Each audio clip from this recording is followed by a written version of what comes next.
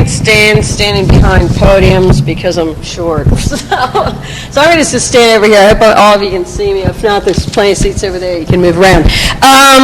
So anyway, thank you very much, Bev, for all your really, wonderful investigative work. A lot of what we have, a lot of the files and interesting memorandum are due to Bev having taken the courage to put them up on websites and withheld, lawsuit threats and all sorts of things that were going on. So we really owe a great debt of thanks to Bev, and some of the other people have really been promoting this. Were any of you involved in the Computer Ate My Vote Day? Did you protest on that or sign the petition? We had over 350,000 signatures were delivered to various state legislatures all over the country. I personally was standing on the steps of the state capitol in New Jersey, and we delivered 20,000 signatures by New Jerseyans. It represents about 1% of the American citizens, and it just shows the level, that was just in those petitions, shows the level of understanding and enthusiasm that people have about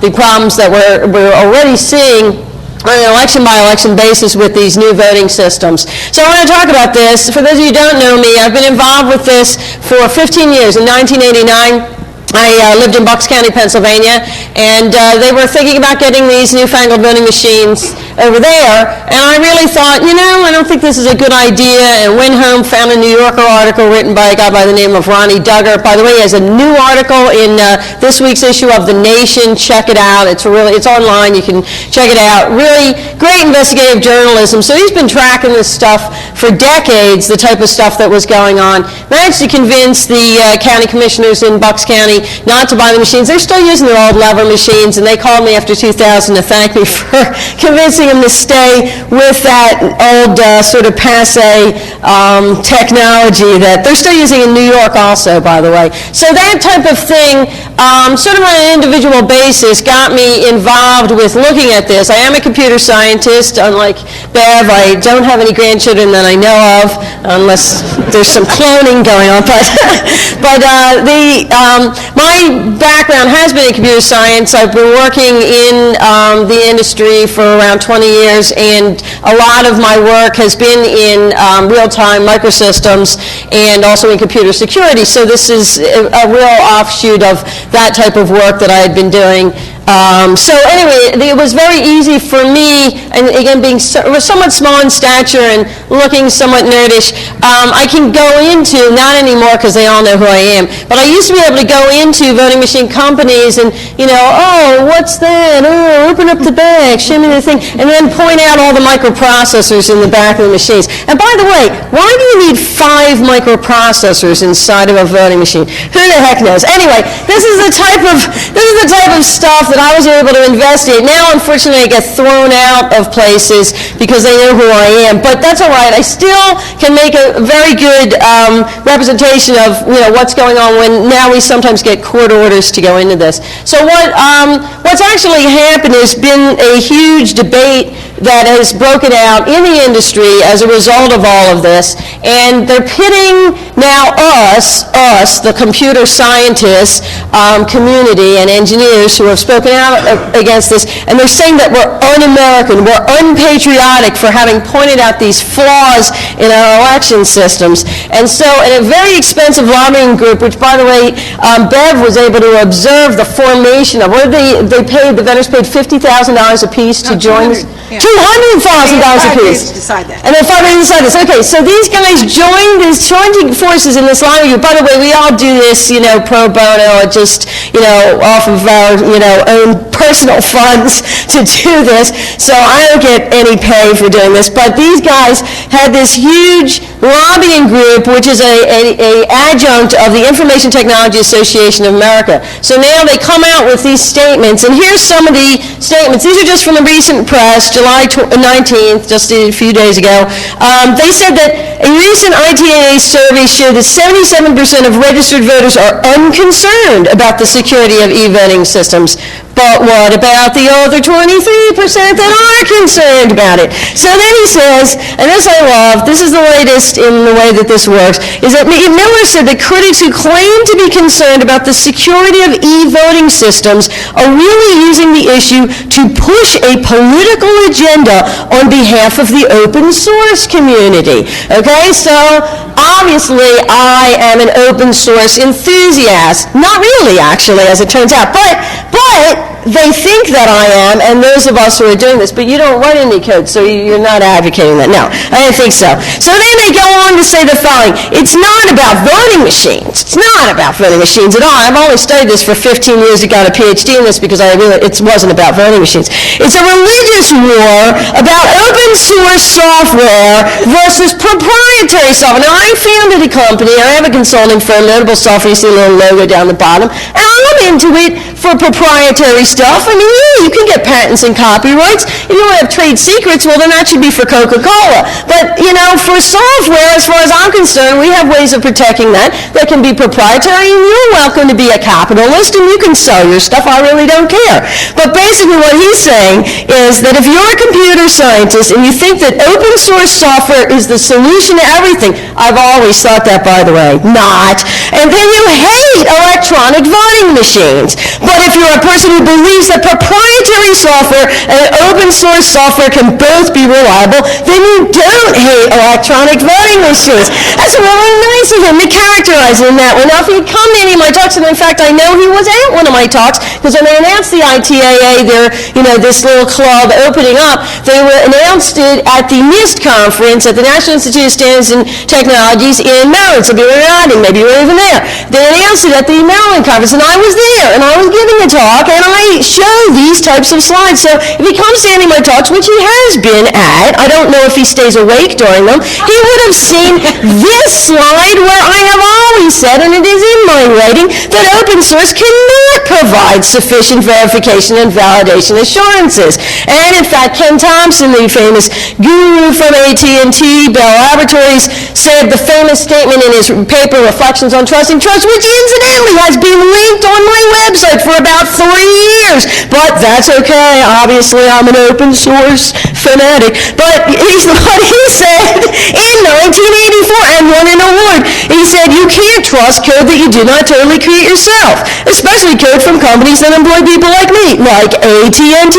Well, obviously, their stock's not doing too well, but what can we say? No amount of source-level verification or scrutiny will protect you from using untrusted code. So I'm not an open source enthusiast, although I think that open source is great, but I'm not that enthusiastic about it. Now, what I find is really interesting, and if any of you are checking the news feeds, and in fact, you can just, I don't even carry around business cards anymore, because all you type is into Google, Mercury and voting, and you only have to spell Mercury correctly, and you'll get my homepage. So I'm so famous now, so great. So it saves me a lot of money with business cards. But in any event, if you check today in Google News, because I was over at Black Hat, and I announced this challenge, and I said I was going to announce it at Black Hat and at DEF CON. At DEF CON, I'm giving you the details of the challenge, so you're going to hear about this challenge. But basically, I'm reiterating Michael Shamus's challenge. So you'll see, if you go into Google News, type in Mercury voting, you're going to see, as of 11 o'clock this morning, there were 30 news feeds on me. There's probably even more. So they're jumping all over it. I understand CNN was rolling the Mercury challenge on the scroll today, which is like way cool. So the last time I got on the CNN scroll was when I called it Enron style of voting. So that was a couple years ago. Anyway, so what I'm doing, what I'm saying is that I'm reissuing this challenge. By the way, if you got this brochure, this is the official brochure. If you didn't get it, there's some by the door, and I have a few extras left. So it'd be glad to autograph them. Also, we'll autograph them. So anyway, what Michael Shamus, a computer scientist and also an attorney, has two degrees, and he is at Carnegie Mellon University, and he happened to be on Jim Lehner's NewsHour a couple months ago on May 5th. And he made the following statement. He said, for years, in fact about 6 years, I've had a challenge posted on the internet that there's a $10,000 prize for anyone who can tamper undetectably with a DRE, that's a direct recording electronic voting machine. Oh, by the way, about 30% of the voting systems people will be using these DRE-style machines in this November election. And he then says the following: no one has taken me up on this because it's not possible to do it. Well, that's really interesting. Now, we've heard a whole bunch of examples here of how it is possible to do it, but he still doesn't believe this. So I think that these are fighting words. So I have now thrown out the gauntlet. So the gauntlet is as follows, and this is what the Associated Press said yesterday, actually. So they reported me saying the following: I'm tired of hearing members of the election community say that no problems have occurred with electronic voting systems. When every election, there's plenty of newspaper reports of glitches. When in fact they say, when these votes are missing, as you'll see later in my slides, when votes go missing, they insist, and I've heard them even say this in court, and they meaning election officials, vendors, that people by the droves, by the thousands, tens, hundreds of thousands of people, even nationwide, by the millions of people, go into the voting machines, deliberately do not choose any candidates, and then leave. So I find this rather preposterous. But in fact, this is what they assert. And then they say all sorts of reasons for that they want to prove they're a citizen by doing this. I find this rather preposterous. But in any event, they make these statements, they make these allegations that these missing votes, I call them vanishing votes, the votes that vanish in these systems, they say that these are deliberately vanished votes, that voters go in, don't make a choice, and then press the cast vote button and then leave. I don't believe this. And you'll see this in my data as you see it going along. So I'm issuing this challenge because I'm responding to his bet, and he is, as I said, he's promised this $10,000 to anyone who can hack into a voting machine undetected. So that's what the challenge is. The challenge is to hack into a voting machine undetected. Now, Bev is already giving a whole host of back doors and ways that you can do it. Go on monster.com, get a gig, do this thing, and then I'm going to tell you how you're going to be able to identify yourself so that we can make sure you get the $10,000. So, yeah. So, now, you have to understand, I'm not telling anybody to do anything illegal, okay? Maybe Michael Seamus is telling you to do something illegal, but I'm not, okay?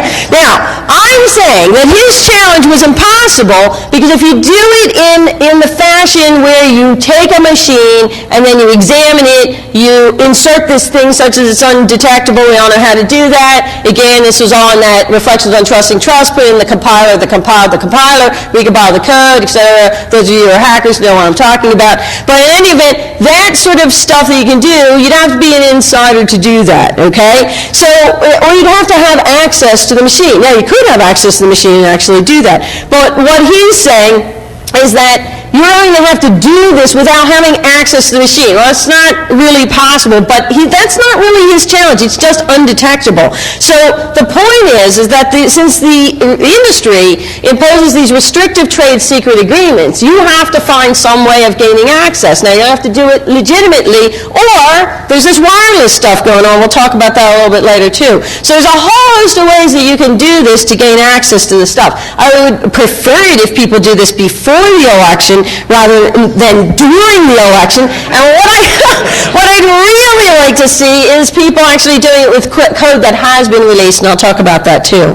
But anyway, so the point is that they're not going to offer up their machines. A couple of companies have, but mostly they're not going to offer them up. So you're not going to have a legitimate way of doing it. That would be the real way to prove that this is going. So anyway, yesterday, the Associated Press called Seamus, and he dismissed my criticism, and whatever, it's, academic. So he goes, no one is going to take me up on this challenge. The question of influencing an election is moot because no one could do it without being detected. And then he goes, anybody can hack into anything. I can break into a bank. The question is, are they going to know the money is gone? And I'm going to give you the way that you can prove that, okay? So in any event, so here's the issue. The issue is, can you do it that it is undetected, but you also have to prove that you did it. So it's a rather fascinating sort of strange turn of events. But I am a genius, so I have figured out how to do this in the last 24 hours, which I've had no sleep. So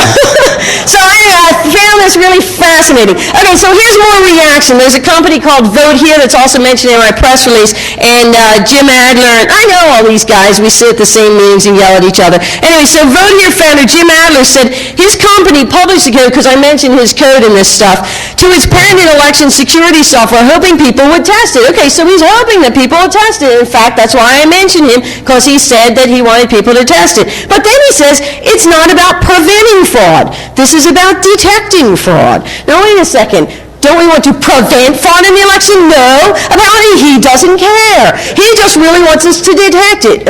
Duh. Okay, that's a little strange, but all right, that's fine. We'll detect it too. So what's interesting is here in Nevada, and I think this is wrong. This was from the Associated Press, but I think they got it wrong, actually. I don't believe that Nevada is using the ballot printers in all of its precincts. I believe they're using it in a select few of them. But Sequoia Voting Systems is providing these ballot printers. Some people may have heard of this Mercuri method, where it's a touchscreen machine or a DRE machine, and then it prints out a ballot next to it. But in any event, even though I'm the one who came up with that idea that they now adopted into the machine, they're calling me irresponsible now. So they're saying that this stuff needs to be reviewed by trusted experts in computer security.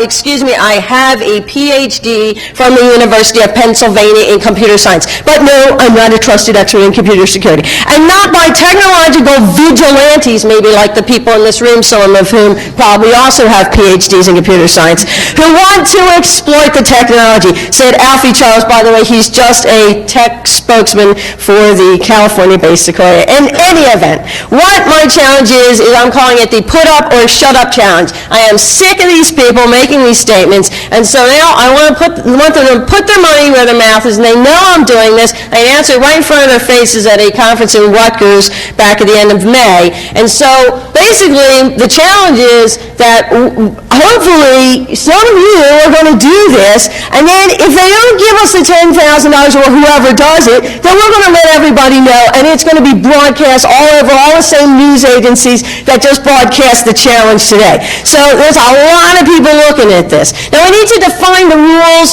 in advance. So he's basically given us the ground rule. The ground rule is it has to be undetectable. So you have to do it, but then afterwards you have to prove that you were the one who did it. And it could be, he doesn't say that it can't be an insider attack. So as far as I'm concerned, if you can get that job from Monster.com and then you can attack it and then demonstrate that afterwards, then I think that's fine. You can also do it as an outsider attack. And you have to provide proof without detection. And here's how I'm suggesting that you do it. You can do it in some variation like this, because maybe, since I've now said this, they're going to use some pattern string match, although I don't think they can change their source code at this late date because it had to be certified. So I've got them on this one. So what I think you want to do is that when we have elections, there's a write-in spot. So instead of voting for president, you write in Donald Duck, okay? Lots of people like to do that just for grins. So what I want you to do is I want you to write in, or whoever does this, on a ballot, in a write-in. It doesn't have to be for president, it can be for anybody. I want you to write Seamus O's, and then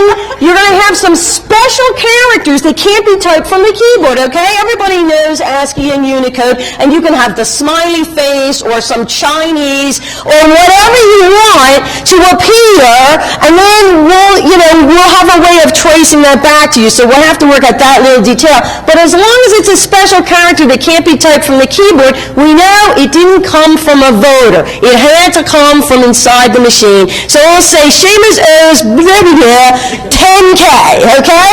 And that's how we're going to prove it. Now, you could come up with other ways, but if you're going to come up with other ways, you're going to have to identify it well in advance. And we have to figure out ways that you can be anonymous so that you don't get to go to jail and get arrested. We haven't worked all those details out yet, but I think we can work it out, okay?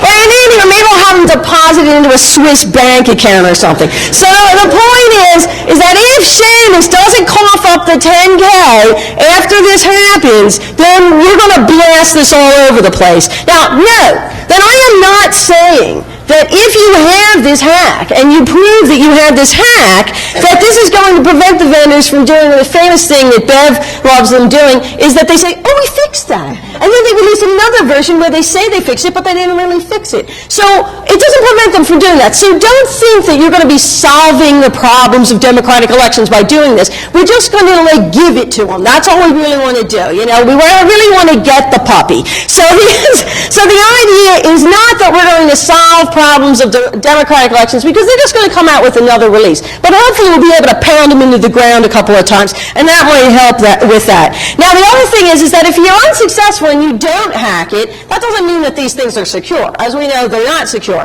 But I would really hope that people will take us up on the challenge and actually do this. Now, who is Michael Shamus? Actually, Michael Shamus was one of the guys who inspired me in a variety of my thinkings on this whole election business. And he wrote in a conference paper that, in fact, I was the chair of the conference session. It was the Computer Freedom and Privacy Conference number 3, which is something like in 1993 out in California. And I invited Michael Shamus because he actually was a state examiner for the state of Pennsylvania. State of Pennsylvania, and also the state of Texas. And he had examined voting machines. He had written a number of really great articles and had demonstrated a number of different things with regard to the security or lack thereof of these voting systems. And in this paper, he had written these 6 commandments of voting. And he said these were not heuristics that were generally available, that were published or anything like that. And nobody ever told him, well, when you examine a voting machine, you have to be concerned with these 6 commandments. But what he found was that basically the systems had to obey these types of things, or he couldn't really certify them because it was sort of generally understood that these were the things that people were looking for when they were doing the certification. So number 1, and by the way, these are in decreasing order of importance. So he felt that the most important thing was that the voters' vote had to be secret, because even though there's actually not really a lot in the way of laws or precedents with regard to the secrecy of the ballot, some states have laws with regard to that, but people do expect that their vote is secret. In fact, it's not secret all the time. If you vote in like a caucus where people separate in the room, that's not a secret ballot. The internet primary that was held in Michigan was in fact not a secret ballot. So there's plenty of elections that are not secret, but in general, people expect that they're going to cast a secret ballot. Now, you notice that's number 1. Down number 4 was thou shalt report all votes accurately. So he's not saying that it is equally important as reporting all the votes accurately. That's actually way low down on the list. And in between that, there were other such things like not allowing voters to vote multiple times, not allowing there to be anything like a receipt where the voter could prove how they voted and allow them to sell their vote, then finally reporting all votes accurately, and making sure that the voting system remains operable throughout each election. That doesn't seem to happen a lot. In California, in their recent primary election, they found that there were they reported that there were some 36% of machines didn't start up in one county on election day. As it turned out, when the Secretary of State's office investigated, it was more like 50% of the machines didn't start up. So these are the types of things that aren't really going on, but again, that's not that important. It's much more important to keep secret ballots than to make sure the voting system is operating through the entire day. And then the interesting thing was this business number 6, where it says you have to keep an audit trail to detect sins against numbers 2 through 4, not the operable thing necessarily, but you can't have your audit trail violate commandment number 1. And therein lies the rub. I looked at this for a really long time because I was I was the chair of this panel session, and he gave the talk, and I kept thinking about it, and it took me a while, actually, I think it was probably a couple of years, before I suddenly realized, but there's some inherent problem, there's just some incompatibility between keeping votes completely secret and having an audit trail. Now, he's saying that the secrecy is paramount, is most important, but I actually believe that people really think that all 6 of these things are actually important. So what I felt was essentially that the emperor has no clothes, that it is not possible to do what these voting system companies actually are saying that they are intending to do. they are going to have complete auditability and complete anonymity in a fully electronic system. They're selling the stuff saying that they can do that, but there isn't any way to actually provide that. And in fact, that was the seminal part of my doctoral dissertation, where I actually demonstrated using computer science theory that it is not possible to have full anonymity and full auditability in a completely electronic system. You have to have some other influences, in other words, those paper ballots or some other way of doing an independent audit in order to do the auditability. But fully electronic, there is actually no way to do that. Hold your question till the end. We'll be glad to answer questions, and I want to sort of roll through these.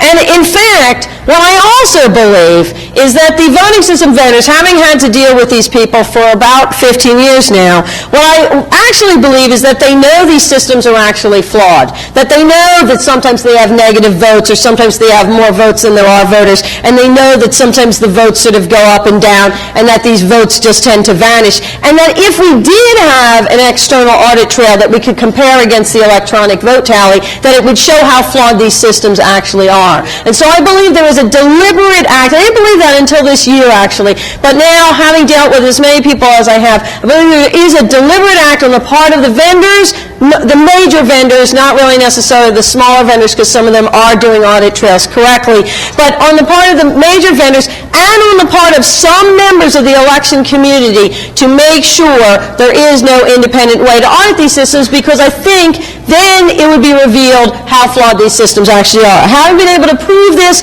but I have enough substantive proof with regard to these backdoors that are being provided in these the types of standards that are being written that leads me to believe that those backdoors are actually being provided there. So in any event, let me go back a little bit in history and bring us up to where we are today, talk about the types of flaws that can be exploited, and give you an opportunity to sort of give some thought to how you would go about hacking the voting system so that you can win the $10,000 prize. Now, the idea of messing around with the ballot box goes way back. Thomas Nast wrote a lot of really, maybe nasty comes out of that name, I don't know, but he had a lot of nasty cartoons, very famous cartoons. All this stuff's now in the public domain, so you can use it. And he did a lot of stuff about elections, and elections were very corrupt. The idea of ballot boxes going missing and people commandeering them and stuffing ballots and changing things was fairly commonplace in 1876. So now we zoom ahead to the future, and what we basically have is this sort of, as Bev likes to call it, black box, or as I like to call it, Enron style of auditing. Oh, and by the way, Enron, some of the Enron folks, you know, they turned into another company, and now they're an offshore Bermuda company called Accenture. Guess what they make? Voting machines. They were actually responsible for the internet voting project that was going to be used by the Department of Defense to cast ballots overseas by the military and military families in the 2004 election. They have decided not to do that, but that project is not dead. And Accenture, the Enron people, are the people who are helping to create that. In any event, getting back to this, this basically is the situation that we have now, so it's basically a trust us type of situation. What I believe the voters really wanted is that the voters want to know that the ballot is cast and counted as intended. Keep thinking about this hacking thing as you go along with this, because this gives you the clues as to what is going to be hackable in this. And what the voters want is that the counts and the recounts should be independent, unbiased, reproducible, accurate, and understandable. But that's not what they've gotten. So all of those things that we don't have are those flaws that allow you to have those backdoors to go in to hack the voting system. This is what the voters wanted. What I've proposed is the concept of the election lotto. Now, it actually could be funded. I think it could be funded by a lottery. You know how on your tax returns, some of you might not even pay taxes, but in any event, on your tax returns, there's that little checkbox, do you want to donate $1 to the presidential campaign? They should have, do you want to donate $1 to the election lottery? And then everybody who votes gets a lottery ticket, and then we'll have these statewide awards. But in any event, that went over like a lead balloon. But what I feel is, one of the one of the things that the election officials have said is we can't use paper ballots because it's discriminatory and a lot of people can't deal with them. Now, on these lottery ticket things, if you go to your state, I collect these in different states that I go to. If you go to your state thing, like it's like in a, 7-Eleven, convenience store, or like maybe at the gas station, they have these little cards. The method thing is basically slips of paper that the voter would actually see. They verify that that's how they intended to vote. They hit a button saying that that is how they intended to vote, and it drops into a sealed ballot box. So that's the Mercuri method business. But actually, even an optically scanned ballot, like sort of getting back to the election lotto, but even an optically scanned ballot is a voter verified paper ballot because the voter sees how they voted, and you do have that piece of paper there that you can then later use to audit the election. So there's a variety of different ways. I don't want to talk about that in this talk today, but there's plenty of material on my website. You can catch me later, and I'll be glad to give you a lot of implementations of how that could actually work. I'll take one more question, then I'm going back to my talk. What happens if he pays? What happens if you what? What happens if he goes ahead and pays $10,000? What happens if he pays? Then great. Then again, we publicize the whole thing that the election has been hacked, and then we all sort of pray about November. So, and then you see that one of you is wearing the We Defeat Bush button. I've got the bumper stickers, the whole thing. So, so then we have a real important thing on our hands is that we've actually demonstrated that this actually could occur. And I think that that's the most important thing because these guys are saying, and gals, and election officials female, that these people are saying that we can't hack an election, and I believe that we can, and a number of us believe that we can. Okay, you told me I can talk. Yay, okay, I'm back to the election lotto. Okay, so the whole idea of the election lotto is that you have these things lying around. If you want to create 20 of them, you can create 20 of them, get $20 from each person that you said you voted for, but then it's your choice as to how you're going to cast it. You can only cast one. You have to go to your precinct and cast it. And when I suggested this, they said, oh no, we don't want to make voting easy for people to do. Wait a second, I thought that was the idea of a democracy. Oh no, we don't want it to be easy. That would make it too easy for people to vote. Well, that's really too bad, isn't it? What you really want is you want it to be controllable when it's cast. In other words, you want to have it available to everybody, but apparently that's anathema to the way that we run elections, unfortunately, in this country. But we want ballots to be available to everybody. We want people to understand how they do the elections, and then you want to make it difficult to cast it, but not so difficult that you're excluding certain minorities and this type of thing. You want to make it just difficult enough that you can't cast them multiple times. So anyway, that idea went over like a lead balloon. So someone came up, actually a Republican, came up with this idea, which is what I call, since I'm a computer scientist, the keep it simple and stupid voting machine, which is the Fisher-Price voting device. If you can't vote with this, you can't think enough to choose. Oh, that might be discriminatory against the people who can't think, but that's all right. The idea is that you want to have this sort of, plug-in device, and as far as the election law is concerned, actually it's the state's rights how they choose to vote. And if a state wanted to vote by throwing beans into a cup, as long as it was fair to all citizens and all citizens had access to the beans, then that actually is a fair way of running elections. There's absolutely nothing in the election law or in the Help America Vote Act, unlike what people would like you to think, that we have to vote on voting machines. The states can make up their own rules. So I hope that maybe some states will adopt this one. I think it would be cool. In fact, what we unfortunately got, and I really love this cartoon, is the following thing. It's basically these guys talking. He said, remember that horrible mess during the Florida vote count where the new paper-based voting machine, already being implemented in many counties, completely solves the problem. Really?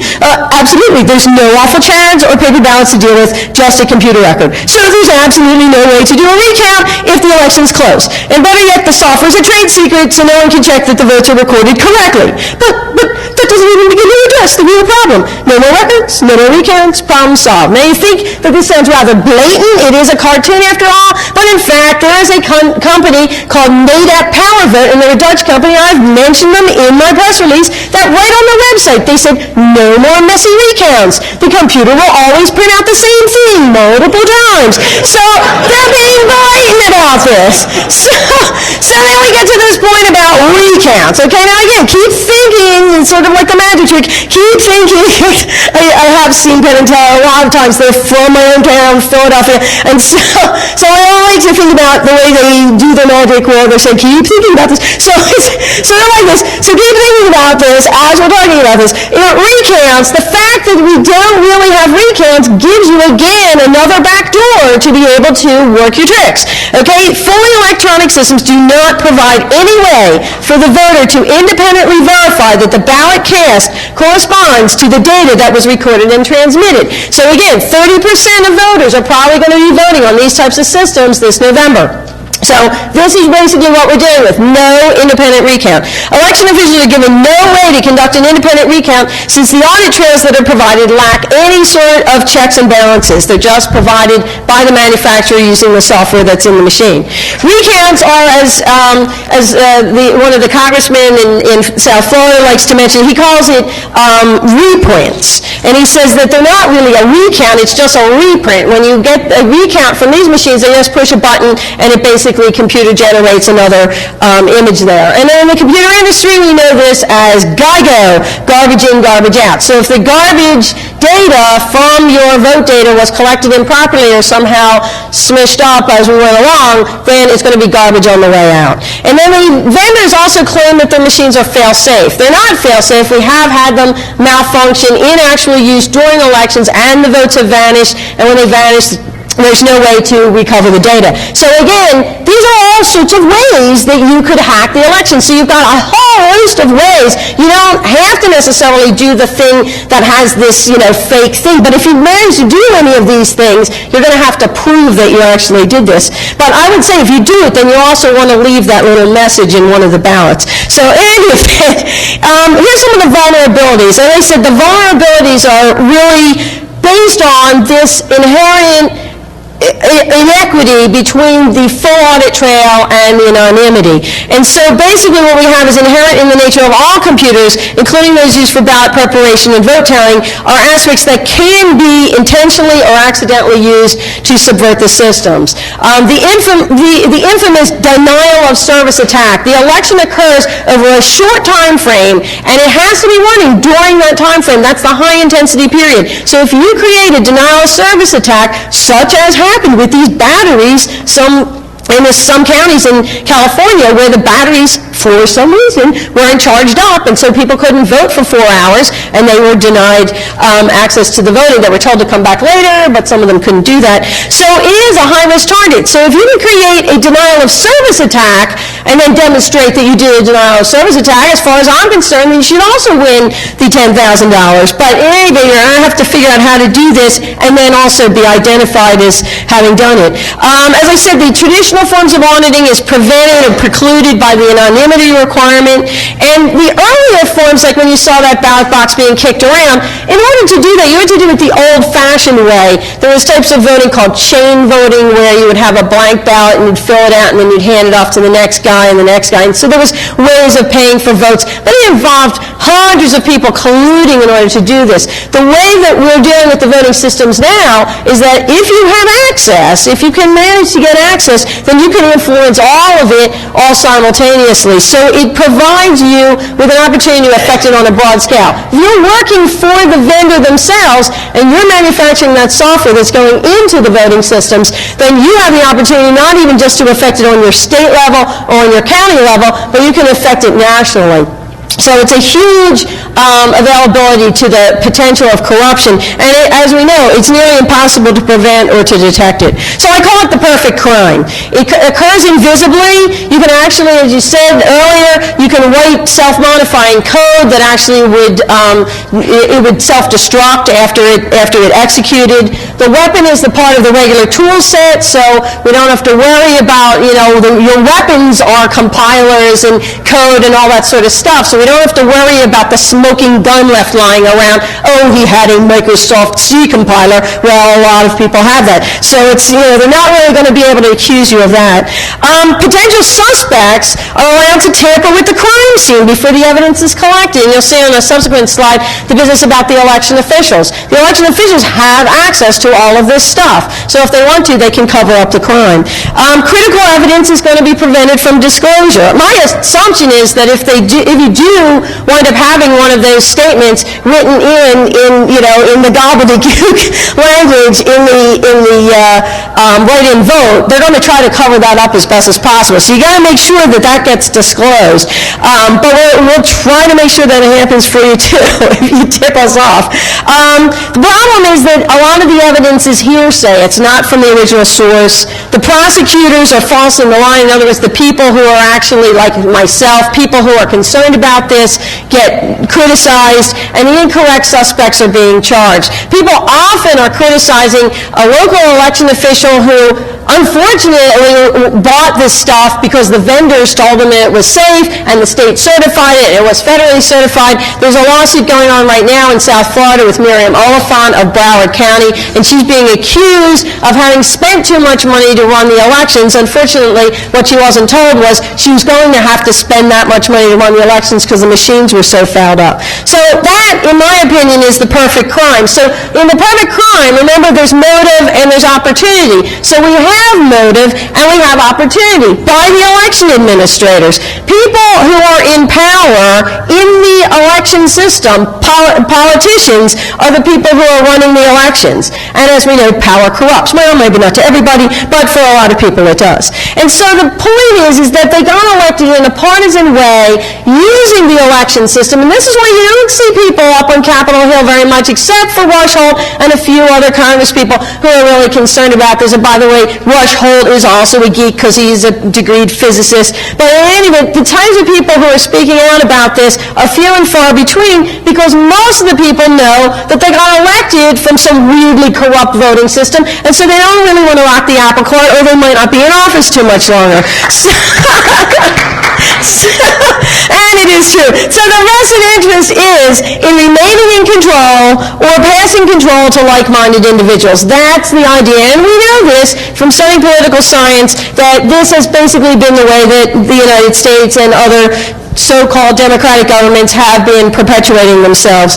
So any type of election system that's relying on procedural or valuatory controls, in other words, these types of bogus inspections, these types of what they call logic and accuracy tests, we're going to test the machine before the election and make sure that it works. All of that stuff, if it's being conducted by election administrators, then it is inherently corruptible, because it's being done by the people who have the most to lose if they don't make sure that the system can do what they want it to do. So basically I call it the sort of hear no evil, see no evil, speak no evil philosophy. And so for you, looking into ways that you can hack into the election, these are the types of things you're going to have to deal with.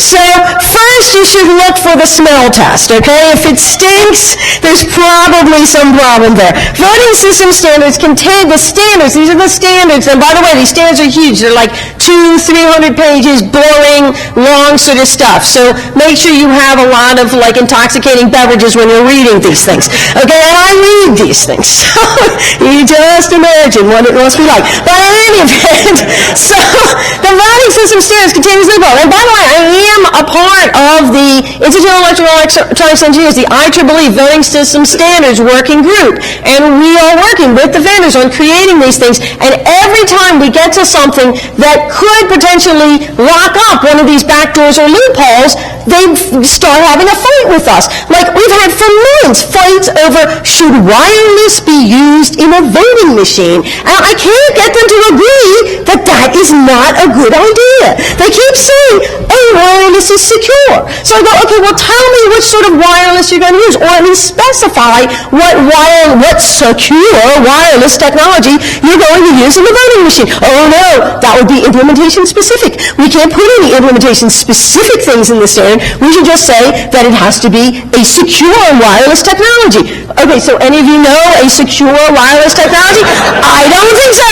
But in any event, those are the types of, so you look in the standards, and the standards have these back doors in them, so wherever that stuff is in there, then that's the stuff that you can do to hack into the voting system. So the back doors are in auditing, In security, in configuration management, it's, sort of like, propagating the system. So, oh, by the way, when we inspect these systems, it's not like when you inspect a car. Imagine that in Detroit, they just inspect 5 cars, and then all the cars get an inspection sticker of that model forever. You never have to inspect them ever again. I mean, this is ridiculous. So that's the way these inspections are done. The inspections are not done per voting machine, and in many places they don't actually inspect them again in the States or when they buy them. So configuration management is, okay, here's the one that was inspected. How do we know that the one that was received is actually the same? Testing, manufacturer, that type of thing. And then you heard mentioned earlier about cryptography. They use all these words, techno-hype. It's this sort of, like use of, electronic audit trails. We have advanced cryptography. What the heck are they even talking about this? The election officials, they're clueless. They don't have an idea what any of this means. We know what it means, and so when you see these techno-hype words, basically just come up with some other gobbledygook of your own, and you should be able to defeat that pretty easily. The procedures that they use are also very, very lax. You heard mention of the business about, the little sticky tape and, the secure tape, and also like these little, wire ties. It's all hugely lax. I'll give you a reference to an article where you can find this. So anyway, that was the smell test. This is the eyeball test. The eyeball test is basically if the voting system company has done insecure things, like Diebold and Sequoia have left their source code floating out there on the web. So my suspicion would be that they have sort of lax procedures and protocols for protecting their stuff. Vote Here, again, the company that I mentioned who said that they are offering up their software for people to review. Their server was actually attacked. Maybe it was one of you who did that. If so, that's really wonderful. But in any event, their server was attacked, and so those types of companies who we know are vulnerable to this type of stuff would be vulnerable to these types of things. As we said, the use of cryptography has been inappropriately applied, and you can find documentation about that. And then this business about the backdoors COTS, which is commercial off-the-shelf software products, are granted blanket exemptions from any sort of certification examinations. I'm going to give you an example in a minute about the COTS stuff, and basically if you use a Windows operating system, as some of them do, it doesn't have to be certified because it's COTS. You can get it commercially off the shelf. A lot of the voice modules that they're using for the blind to read out, those are COTS voice reading modules. Even the printer modules, printer drivers, if it's a COTS thing and you can purchase it commercially off the shelf, then it does not have to be inspected. So there you go. There's all your backdoors for you. And then finally what I call the taste test. There are hundreds, literally hundreds on the website. There's various websites, a lot of them are linked on my website, a lot are linked on her website, of examples of hundreds of voting system malfunctions. So if you're going to attack something, attack one that you know to be vulnerable in a place where you know they've had problems before. These malfunctions were reported throughout the spring primary season, and literally, as I said, there were hundreds of these things reported, especially over the last couple of years. The uncertified software was used in California and also in Indiana. Now, supposedly that's been corrected, but even though it was uncertified, we don't know, what they're doing to have better software in there. And believe it or not, anybody who is, a reliability expert, you don't take your things out for the first dry run on the most important election of the decade. And so, a lot of the counties, they weren't able to get their stuff in here for the spring primary, so they are going to take brand new, out-of-the-box, new voting systems that have not seen actual use in real elections, and they're going to be using them in November. So find out where those counties are. I would suspect those would be ones to look at. This RAMA Technologies report, I'm going to get to that in a second, but the RAMA Technologies report was done in Maryland by an independent firm that was paid money to actually try to attack the Diebold system, and it's a great thing.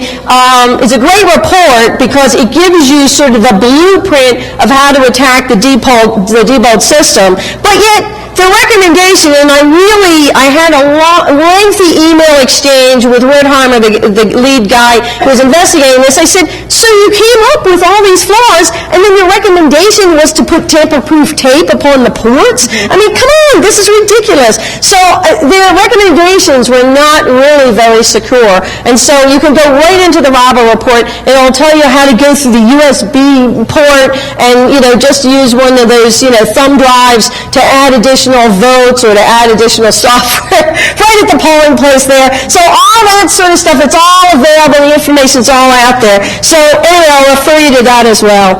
And then the final part is really the business about accuracy.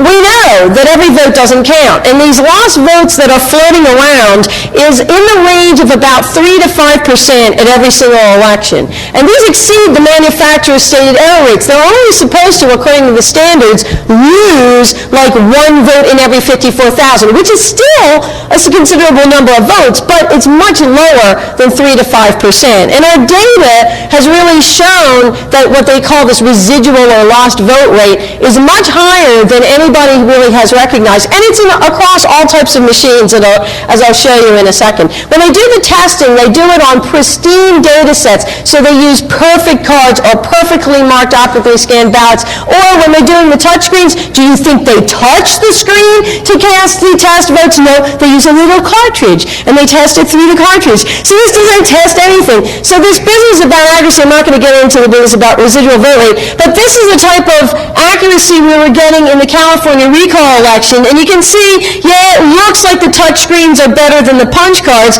but actually, in some cases, they were better. In some cases, they were actually worse. And one of the best systems in California is the data vote punch card, where it actually sucks the Chad right out of the hole. And that's a really good system. It's also extremely cheap, and they don't have to spend billions of dollars to buy new ones. But nobody's talking about using that. In any event, that's the type of error rates that we're getting. So the cool thing was I was up at Yale, and they had this big debate among, real high-tech gurus, undergraduates, and they got to that, but they were at Yale. So by any event, so they, it's not even at MIT, but these were undergraduate computers there. They were really good students, really. I should put them down. Really good super students at Yale in the computer science department.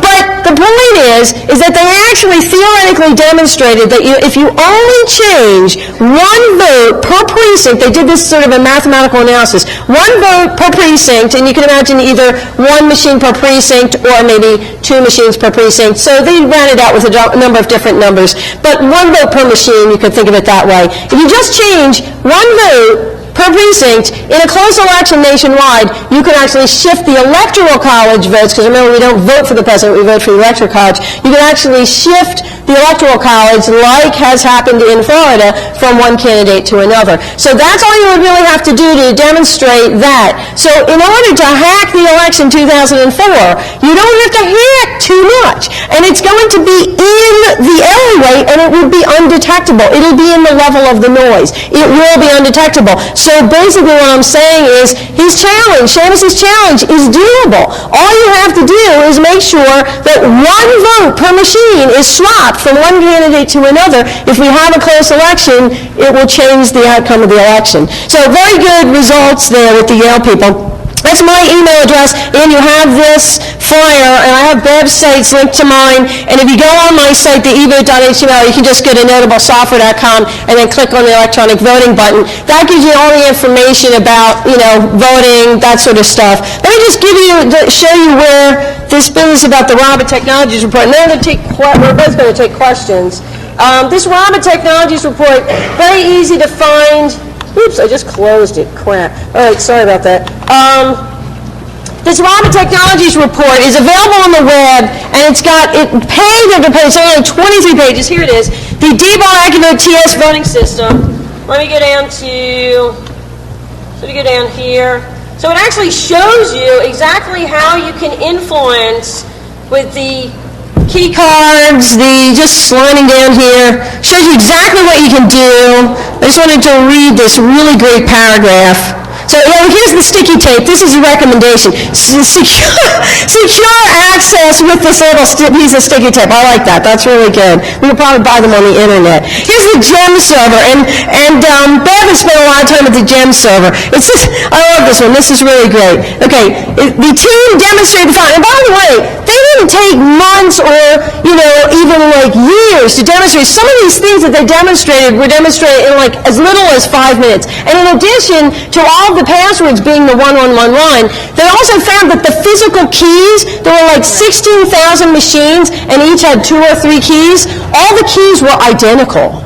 Now, you really have to wonder about that. Like if you ordered keys from a lock-making company, you would have to actually, I would think that the default would be that they give you different keys, right? You would think. But I would think you would have to specifically ask for all the keys to be exactly the same. Or some bozo did that. So all you had to have was one key and you could open up any voting machine because they all had the exact same physical key. This is ridiculous. But anyway, let me read about the GEM server. It says the GEM server lacks critical security updates from Microsoft. Again, it's COTS. It's a server using a Microsoft standard product that you can buy commercially off the shelf. There's no requirement that you do an update. Now, I love this when I read this. It says, as a result, the team successfully exploited a well-known vulnerability using a software product known as Canvas. Probably a lot of you know what that is. This vulnerability, described in a security advisory from Microsoft, for which a patch was made available on July 16, 2003,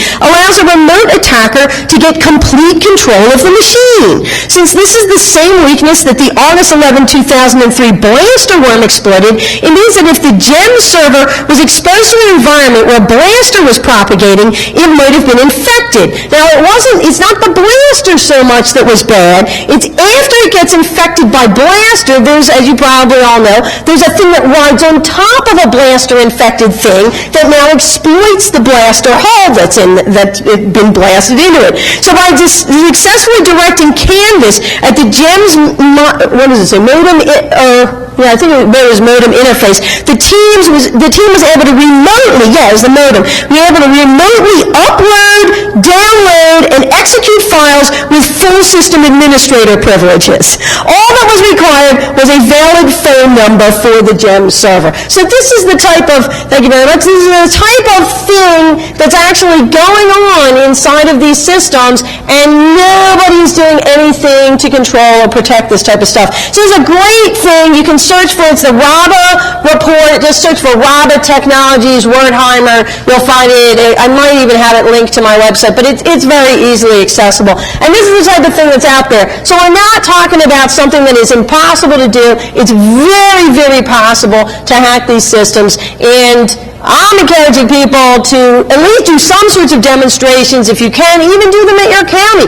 See if you can get your county to allow you to do this like you did. You went in there legitimately and you just talked the guy through so that he actually saw how it was possible to go in through a back door. I think people need to start doing that, and we need to start getting in touch with the people who are in charge of this stuff and letting them know all of this is occurring. So I'm really enlisting your support. I hope you'll help me with this. We'll make sure that hopefully you don't get arrested, but we really want to make sure that people get the word out there and really try to find out what's going on inside of these systems so that then we can sort of stop this and then go to some sort of sane way of running elections. Anyway, thank you very much for your attention. Appreciate it. Thank you. Thank you very much. Is that really a standing ovation over there? Man, I've been a guitarist for most of my life, and I have never gotten a standing ovation. Thank you very much. That makes me feel great. So, anyway, now we'll take questions. So we'll be happy to answer your questions, and so you might as well start. Go ahead.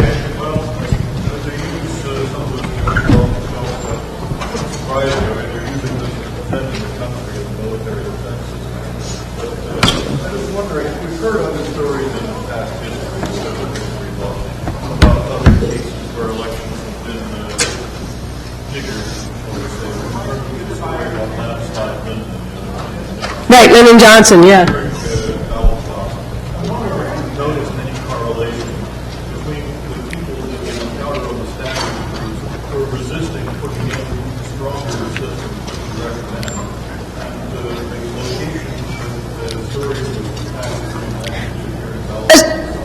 I understand what you're saying. Yeah, what you're saying, the question is essentially, have I noticed any correlation between the people in the standards groups and the locations in which they happen to reside or work? That's a very interesting question, and you can answer it too. But from my own personal standpoint, again, I've been working this for 15 years. Very early on, I noticed that it was not the people who are working on it per se, but the locations in which they were deployed and the places in which there were reported problems. And again, these problems go back decades, even with the electronic stuff that was around in the 80s. And what I noticed, and I didn't stay awake too much during high school civics, but I have to say that I stayed awake long enough to know where the civil rights problems were, and it was just astonishing to me to, Dade County and all these places where there had been civil rights problems are the places that seem to be uniformly employing these types of technologies and also having the problems with them. Now, the U.S. Commission on Civil Rights, who I did testify for, the C-SPAN actually broadcast the testimony, the U.S. Commission on Civil Rights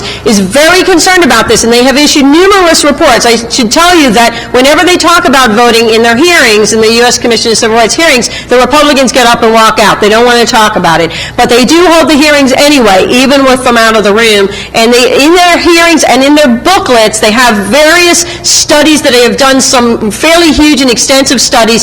There is a correlation between the places in which these machines are being used. I mean, it's like some of them, they show a map of the United States, and it's like we're fighting the Civil War. It's like North versus South. And that was very astonishing to me because I didn't realize that it was as predominant as it actually is, and that it's sort of like a high-tech, what I call like a high-tech literacy test. It's a new way of creating a literacy test that is a technology type of literacy test, even if it's just that technology is harder to use by people who really don't have access to technology, but the problems and the things, the denial of service that seems to be endemic, seems to be in those same counties. Again, hard to prove, but the U.S. Commission on Civil Rights, just contact them, they can provide you with that data.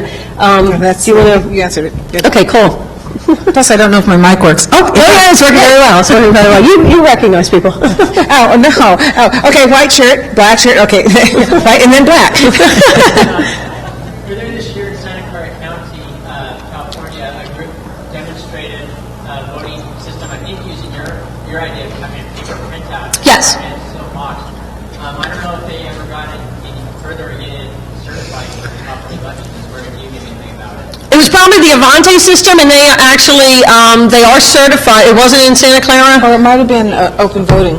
It was the Open Software Group, that's right, there was the Open Software Group. Oh, remember, evil, Open Software. Yeah, the Open Software Group actually did demonstrate it too, but also Avante is actually certified. Open Software Group stuff is not certified yet to my knowledge. You can correct me, but I'm fairly certain not. It costs about $1 million to get a new product certified, and it takes about a year to 2 years to get it certified. Avante's system was demonstrated in California, and they are certified. You have to be federally certified and then state certified. So there are a number of paper ballot products that are legitimate out there that are actually certified and out there. So, and the Open Software Group is planning on doing that as well. So, I don't know about that. Well, we should take somebody. I'm sorry, we really did want to get, we might have to get somebody on the left. How about you? With respect to your motto voting idea, some of the work that Bev has done, have you guys taken a look at the Oregon and Washington vote by mail systems and found them any more or less corruptible? The vote by mail? It takes away some of that like high intensity period that you were talking about. Absentee and vote by mail is unfortunately very vulnerable. It wouldn't need to be, but they don't have a particular method of tracking the chain of custody. And what's more disturbing is in the urban areas, they outsource, they will get all these ballots in my county, about 600,000. They come into the post office, and then it turns it over to a private company, and then the private company then turns it over, sorts it into its precincts, so it knows where the ones are, gives it to the elections division, and at no point do they count the ballots to make sure that the same number of ballots is going through the system. So the easiest way to tamper with that would be to disappear ballots in key precincts. No one would ever know. And that is true. Any type of absentee balloting, even if it's like on the internet, can also be subject to vote selling coercion. But I have spoken with the Secretary of State of Oregon, and he is happy with that. People in Oregon don't tend to talk to each other too terribly much, so it does seem to work for Oregonians, and they are actually happy with it. The thing that I do agree with what you're saying. One system that I did see that was demonstrated by Pitney Bowes, and they're like the people who sell the mail, the electronic mail, sort of like the stamps, electronic stamps, and things like that. They actually have a very nice system which is end to end. You can actually trace back if the the election official says that we mailed you your ballot, you can actually prove through this Pitney Bowes system that it actually was mailed. So there are ways to do this correctly, and I have sort of urged Pitney Bowes. A lot of people don't know about it, and I don't know that they've sold very many of them. One of the great things about I happen to vote absentee now because they also put these systems in my area. So one of the things about voting absentee is that you don't. If you're voting early, you can actually go to the place where you drop it off, and I physically dropped off my ballot and handed it off to somebody. Now, I know my vote wasn't coerced. I know I handed it off. I don't know what happens to it when it finally gets in What's there. also very important, by the way, is once the votes finally arrive, the absentee ballots, they're counted by the GEM system, the central tabulator. They're not counted by hand. They go through the machine. Yes, so the same problems exist. And there's a whole host of different things. There are great, I don't mean to put down cryptography or any of these high-tech approaches. There are some really great high-tech approaches and appropriate uses of technology where you would scan a ballot in and it would get a cryptographic seal on it so it couldn't go mislaid and things like that. So there are things that we have suggested to try to assure that the ballots are the way they are intended and that they get received the way and counted the way that they're intended. Unfortunately, again, the vendors are not going towards those things. But you'll see